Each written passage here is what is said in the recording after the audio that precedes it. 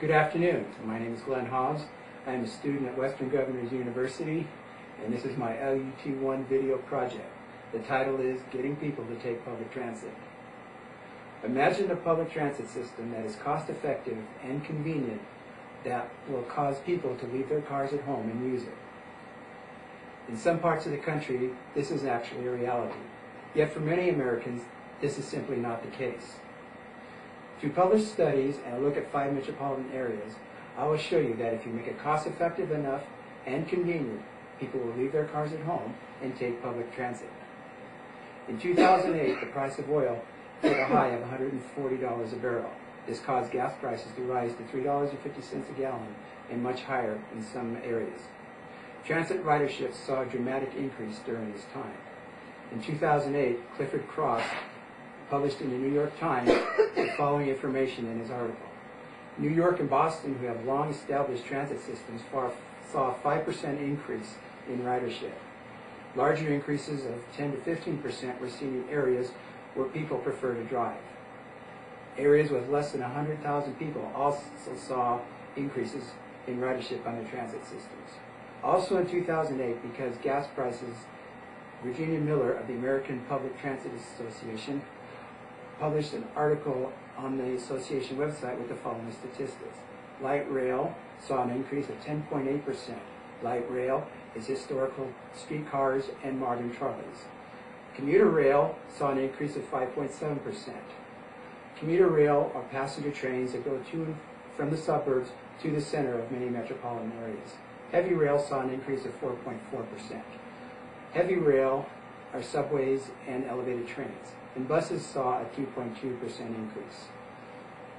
I did a study of 5 metropolitan areas and looked at the success of transit in those areas. I based it on population from the U.S. Census Bureau from 2008 and ridership from the American Public Transit Association of the same year. On the first slide, we have 4 of the 5 cities that I did the study on. The blue represents the population of these metropolitan areas, and the red represents the average weekday ridership. San Francisco's population has an asterisk because I only have this population of the city itself.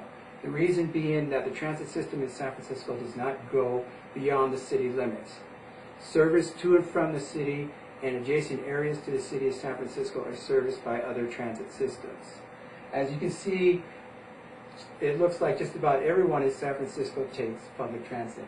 This is because many commuters commute into the city using other public transit systems and then use San Francisco's public transit system to transfer to and from their places at work. Also, we need to take into account San Francisco's tourist industry, as many tourists use public transit in San Francisco, and also this includes, of course, the famous cable cars. Denver and Atlanta, as well as Colorado Springs, their transit system serves most of the metropolitan areas. Denver and Atlanta, as you can see, have a roughly 10% of the population of the metropolitan area that rides public transit. Colorado Springs, on the other hand, only has 1.5%. This is because Colorado Springs has a poorly developed transit system. The system only has 22 routes. As you can see, convenience can play a big role in getting people to take public transit. In New York City, as you see,